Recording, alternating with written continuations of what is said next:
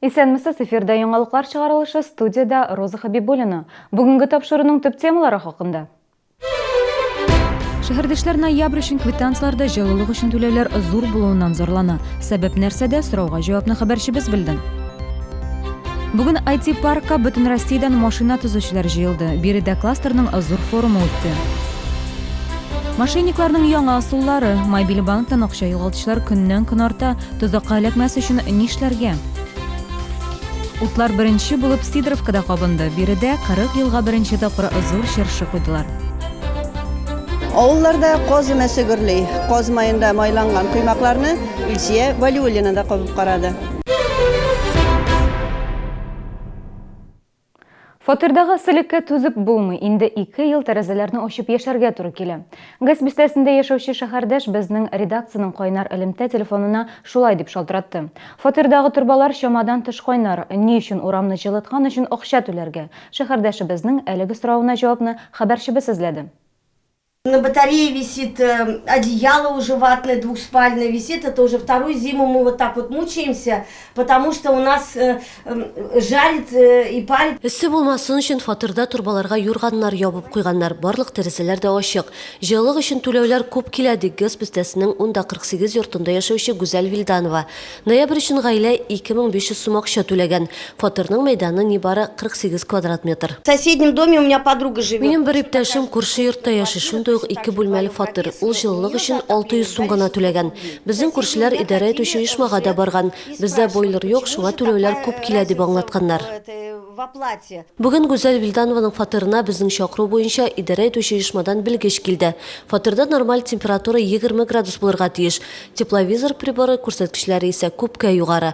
Бу әле тәрәзә ачык хәлдә. Коммуналчылар әлеге проблема барлыгын инкар итми. Бу сорау белән аларга шактый кеше мөрәҗәгать иткән инде. Проблема в том, что этот дом... Проблема шунда, безнең йорт иң ахырда урнашкан, шуңа күрә төзелеш үзенчәлекләренә бәйле рәвештә температураның киләү бик читен. Без аны махсус арматура белән эшләп карадык. Тик бу очракта башка стоякларга да зыян килә. Фатирларда эссе булуның сәбәбе йортта җылылык белән идарә итүче индивидуаль пункт булмау. Коммуналчылар шулай ди. Бу пунктлар булган йортларда җылы бирү һава температурасына карап киләнә. Квитанциялардагы бәяләр дә төрле була. Торак эксплуатация участогы директоры әйтүенчә, унда 48 ай йорты киләсе елга капиталь төзекләндерү программасына кертелгән. Биргә индивидуаль пунктта урнаштырылачак. Әлегә исә шәһәрдәшләргә урамны җылыткан өчен дә түләргә туры киләчәк. Ләйсән Ханова, Гүзәл Хәбибуллина, яңалыклар. Квитанцияләрдәге җылылык өчен түләүләр графасы шәһәрдәшләр арасында зур сораулар тудыра. Күпләр тарифның нинди принцип белән формулашын аңламый. Ноябрьдә түләүләр бигрәк тә артып килде. Инде атна дәвамында шәһәрдәшләр сорауларын безнең редакциянең кайнар элемтә телефонына шалтыратып җиткерә. Алар әйтүенчә, идарә итү компанияларында хәлгә аңлатма бирмиләр. Сорауга ачыклык кертү максатыннан без хакимияткә мөрәҗәгать иттек.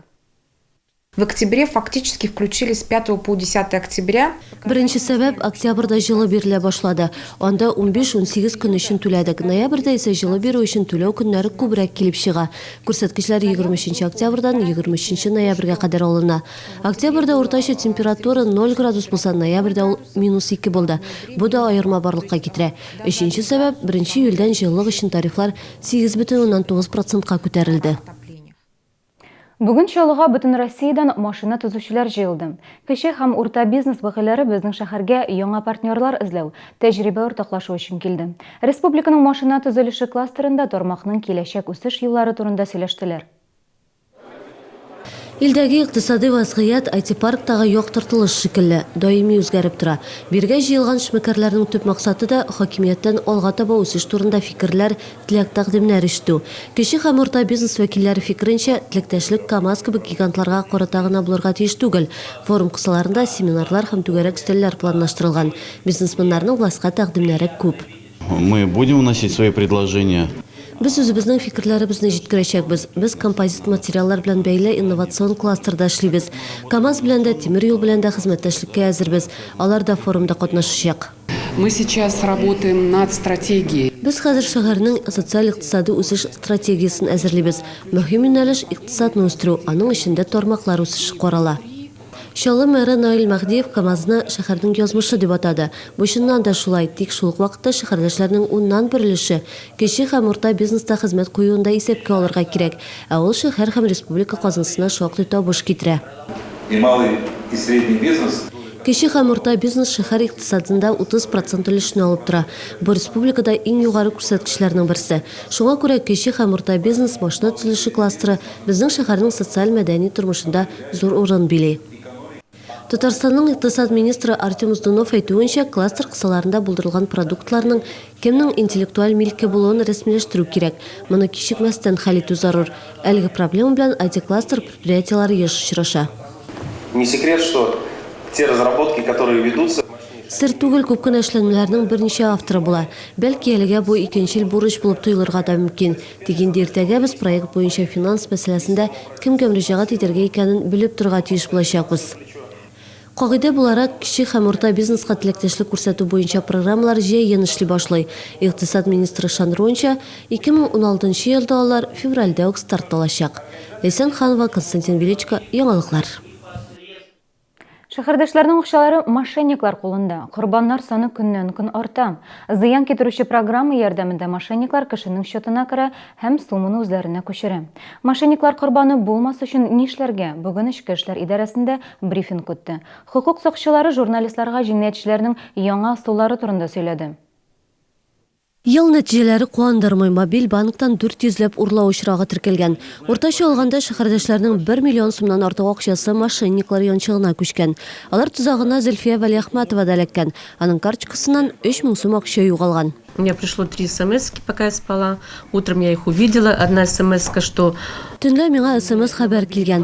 Анда минем карточкадан акча күчерү турында язылган иде. Икенчесе балансны белү өчен сорау. Акчаны ниндидер Юлия Сергеевна исәбенә күчергәннәр. Нигездә акча мобиль җайланма хуҗасының үз гаебе белән югала. Кеше әйтик чит сайтка керә, вирус эләктерә, банк картасын чит кешеләргә биреп тора. Тик Зөлфия Вәлиәхмәтова мошенникларга ярдәм итәрлек бер ни эшләмәгән. Бу яңа ысулмы, әллә банк гаебеме? Хокук сакчылары үзләре дә белми. Шулда 1 ел эчендә бер генә мондый җинаять та ачылмаган. самое первое, соответственно... Картаны бер кайчанда башка кешеләргә бирергә ярамый. Таныш булмаган сайтларга керүдә кирәкми. Чөнки анда ни генә булмаска мөмкин. Мобиль кушымтада акча югалу, телефон хуҗасы гаебе. Аны куштырып кеше барлык шартларга күнә. Банк моның өчен җавап бирми. Хәзер алар үз клиентларын яклау өчен төрле усуллар эзли. Махсус кодлар да бар. Суть данной системы заключается в том, что клиент при оплате товаров и услуг Системаның асылы шунда, кеше түләүне башкарганча махсус код ала. Бары тик аны керткәч кенә акча күчерелә. Брифингка компания җитәкчеләре, профсоюз әгъзалары, Роспотребнадзор белгечләре дә чакырылган иде. Банк белән килешүне кеше игътибарлы укырга тиеш диялар. В основном в условиях договора написано, что если вы... Килешүләрнең кайберләрендә дөрес булмаган акча күчерү очрагы турында шунда ук хәбәр ителмәсә, акча кире кайтарылмый дигән юллар да бар. Бу клиентларның хокукларын кысу дип саныйбыз. Мошенниклар тусагыннан үзең сакланырга кирәк. Иң җайлы усул вируска каршы программа урнаштыру. Тагын бер юл акча күчерү өчен лимит булдыру. Әйтик, көненә 3000 сум. Булар берсе дә артык түгел. Чөнки бүген мошенниклар яңа усуллар уйлап таба. Ләйсән Ханова, Ксения Антонова, яңалыклар. 39 яшьлек шәһәрдәшебез 18 яшьлек улы белән фатирында наркотик саткан. Алар тыелган спайсларны республика буенча интернет ярдәмендә тараткан. Тикшерүчеләр аларның фатирында 300дән артык дозалык наркотик матдә таба. Тоткарланучылар үзләре наркотиклар кулланмый. Хәзер аларга карата җинаять эше кузгатылды. Һәрберсенә 20 елга кадәр ирекләреннән мәхрүм итү яный. Утлар беренче булып Сидоровкада кабынды. Биредә 40 елга беренче тапкыр зур чыршы куйдылар. Авылларда каз мәсе гөрлей. Каз майында майланган кыймакларны Илсия Валиуллина да кабып карады. Удобные, теплые куртки Аляски отечественного производства торговой марки Nordwind. Только в салоне мужской одежды «Джентльмен» от Алсу. Сюмбике 1405. Мы заставим ваши деньги работать. Таджил Инвест 34 87 11. Теплое термобелье по старым ценам. 12 декабря в ДК КамАЗ. Дорогие жители Татарстана, в санатории Ува акция «Любимые соседи». Только при заезде 18 декабря скидка 25%. Бронирование по телефону 5 20 41. Вода под контролем. Водосчетчики в Маргарите. 301, телефон 380404. Успей купить квартиру по новогодней скидке 8%. Сувар Холдинг, созидая во благо. Клиника Семенова Вита. Санкт-Петербург. Излишний вес, алкоголизм, табакокурение. Телефон 366 159. 11 декабря в органном зале вечер фортепианной музыки. На сцене доцент Московской консерватории Михаил Лицкий. Оптово-розничная компания «Кирпич-сервис» предлагает широкий выбор кирпича. Более 100 видов. Все материалы в наличии. Доставка в течение 1 дня. Наш адрес: Мензелинский тракт, 29/4, база «Стройбат». Телефоны 31 31 81 и 40 22 23.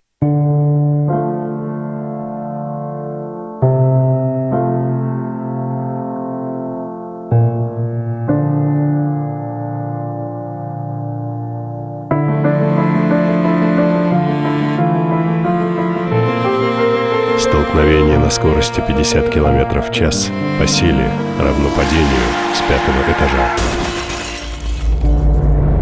Пристегни ремень, если хочешь выжить.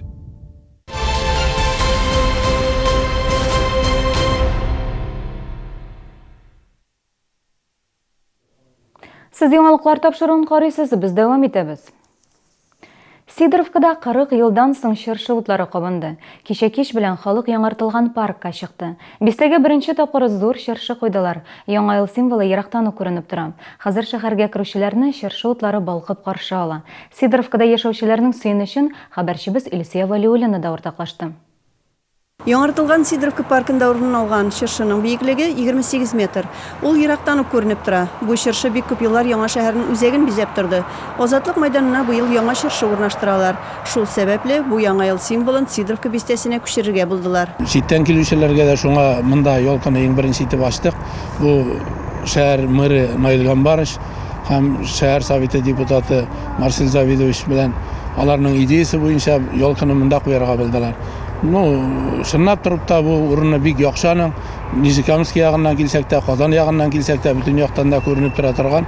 Бүтән кешегә дә әйбәт урында, бик яхшы, бик матур итеп эшләнгән ялка. 26 чыршы утырттык беренчедән. Икенчедән монда булачак на бу якта специальный горкалар балалар өчен, аттракционнар булачак обязательно, потому что Сидоровканы поддерживаем и будем поддерживать. Яңартылган паркта шәһәрдәшләр өчен барлык мөмкинлекләр дә бар. Нәни балалар рәхәтләнеп уйный, теләге булганнар спорт белән шөгыльләнә ала. Кар төшү белән биргә шыршы урнаштыру мәсьәләсе дә килеп туган. Әлегә кадәр Сидоровкада яшәүчеләр өчен махсус зур шыршы куелганы юк иде. Всегда такая елка была, там страшно очень. А сейчас вообще все облагородили, и елка очень замечательная. Спасибо большое. Да, для детей особенно. Весь ГЭС, наверное, вся зябь сюда приедет, мне кажется, потому что такой елки у них не будет 100%. Нашу Сидоровку наконец-то вспомнили. Безнең Сидоровканы да ниһаять искә ала башладылар. Зур шыршы куйдылар. Паркта бик матур, без бик канәгать. Паркны яшел шыршыга куелган 10 000 яктырткыч кыш буе бизәп торачак. Яңа ел бәйрәменнән соң да шыршыны сүтмәячәкләр. Ул үз урынында калачак. Инде яңа ел шыршысын рәсми ачу тантанасы 19 декабрьгә билгеләнгән. Илсия Валиуллина, Алексей Иванов, яңалыклар. Шалалылар 21 гасыр лидерлары булды. Мәскәүдә активистлар арасында Бөтен Россия бәйгесе үтте. Татарстаннан анда 13 кеше катнашты. Аларның 3-се Чаллыдан. Волонтер үзәгеннән Дмитрий Ярашев, студентлар советы җитәкчесе Алексей Володин һәм яшьләр эшләре буенча бүлек белгече Диана Мамакова. Нәтиҗәдә Диана һәм Дмитрий үз номинацияләрендә җиңүче дип табылды. Алар Россия Федерациясе президенты премиясенә кандидатлар. Хәзерге вакытта яшьләр юлда, иртәгә алар Чаллыга кайтып җитәчәк.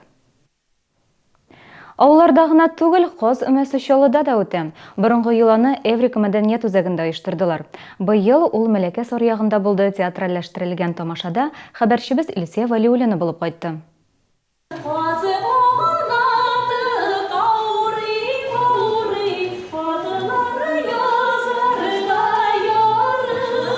Буыннан буынға күшіп келуші Казымәсен Эврика мәдәният үзәге 5-нче елын уздыра. Бу ел Йыла мәләкәсе аръягында президент карары нигезендә салынган өр-яңа бинада оештырылды. Театральләштерелгән тамаша карарга олысы кишесе җыелды. Нуретдин бабай балаларга күрсәтергә дип хәтта тальянын да алып килгән. Бу тальян гармонда 12 яшьтән уйный башлаган идем инде. Менә хәзер дә инде безнең шәһәребездә бу тальян гармонда уйнаучылар бик әз калып бара. Менә хәзер шул итальян гармон инде элекке бабаларыбызның уйный торган уен коралы. Менә мине шушы нигә җан кертүче бабай дип йөртәләр. Сәхнәдә дә тамашачы арасында да бала чаганың күп булуы бер сөендерсә, матур итеп үз телебездә аралашулары тагы да шатландырды. Җәй көне алга кайткач, мин каз бәбкәйләрне саклыйм, ашатам, җыштырам. Аннары көз көне әбекәй космомакларыннан мендәр ясый. Авылга кайткач, мин әби белән бабайга каз йолкырга булышам. Казның бүтәкәсен яратам. Казымәсендә бик күп уеннар уйнадылар, караокега кушылып җырладылар, җитезлектә көч сынаштылар. Кыймак майлы торган канатлар ясау буенча ярыш аеруча кызыклы үтте. Май канатын аны татарча дигәч дип йөрткәннәр. Яшь бала чактан ук әби белән үскәнлектән май канатларын ясап өйрәнеп үстек без. Аны белән текләп аласың, менә шулай итеп bir якка туры китереп, шулай итеп матур итеп ясыйсың. Милли традицияларыбыз, гореф-гадәтләребезне саклап үткәрелгән әлеге бәйрәм Казымәсе халык безнең зур түземсезлек белән көтеп ала. Әлеге бәйрәмне без һәр ел дәвамында үткәрергә тырышабыз. Бу бәйрәмгә шәһәребездә нигез салган кешеләрнең берсе ул Зурейха апа Минхажева. Хәзер инде бу бәйрәмне эстафетаны без үзебезнең кулыбызга алдык. Иң ахырдан Казымәсенә җыелган халыкны илләребезгә, көннәребезгә тынычлык, иминлек теләп, каз майы белән майланган менә шундый кыймаклар белән сыйладылар. Өмәләр белән бер рәттән Чаллыда каз ярминкәләре дә оештырыла. Алар гадәттәгечә Азатлык мәйданында була. Беренче ярминкә 19 декабрьдә үтәчәк. Илсия Валиуллина, Алексей Иванов, яңалыклар. Яңа йолдызлар кабынды. Шәһәр балалар һәм яшьләр иҗат сараенда зур гала-концерт үтте. Анда 21 гасыр йолдызчыклары бәйгесенә нәтиҗә ясадылар. Иң яшь артистка нибары 4 яшь иде. Кечкенә талантлар белән хәбәрчебез танышты.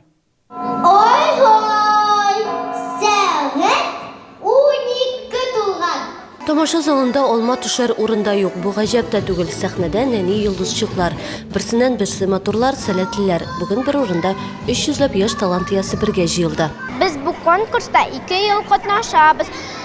Былтыр без конфетлар биюн белән беренче урын алдык.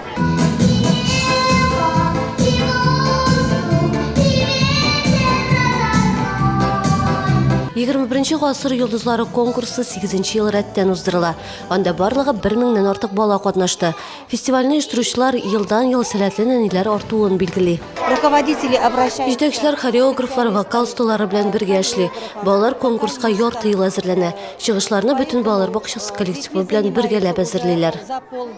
Бүген Чаллыда кабынган йолдызчыкларны без еллар үткәннән соң бәлки тагын да зуррак сәхнәләрдә күрербез.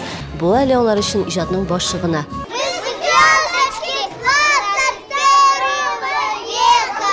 Лесен Ханова, Гүзәл Хәйбуллина, яңалыклар.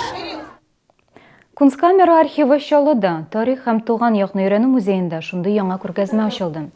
Биредә Сиам игезәкләрен, 2 башлы дуңгыз баласын, дөньядагы иң кечкенә хатын-кызны да күрергә мөмкин. Күргәзмәдә шулай ук яман гадәтләрнең нәтиҗәләре дә урын алган. Биредәге иң борынгы экспонатка 300 ел. Бүген футбол дөньясы үзенең бәйрәмен халыкара футбол көнен билгеләп үтә. Чаллыда аны зурлап үткәрмәячәкләр. Бәйрәм итәрлек уңышлар юк. Хәзер КамАЗ милли футбол лигасында арттан 2нче урында бара. Ләкин халыкара футбол көнендә җанатарларны берничә Еврокубок матчы көтә. Франциядә Казан Рубины Бордо матчына каршы уйнап, Европа лигасында плей-оффка чыгу мәсьәләсен шишәргә тели. Башкала Локомотивы үзенең төркемендәге албанлы Скандербeu белән беренче урын өчен көрәшә. Әзербайҗанда чыгыш ясаячак Краснодар алдында да шундый ук бурыч тора. 2005 елда Россия клублары өчен бу 3 уен йомгаклау матчлары булачак. Һәм бүген үк Япониядә дөнья күләм клуб чемпионаты башлана. Бүгінгі менә шулар, мин сезнең белән сау булашам, исән сау булыгыз.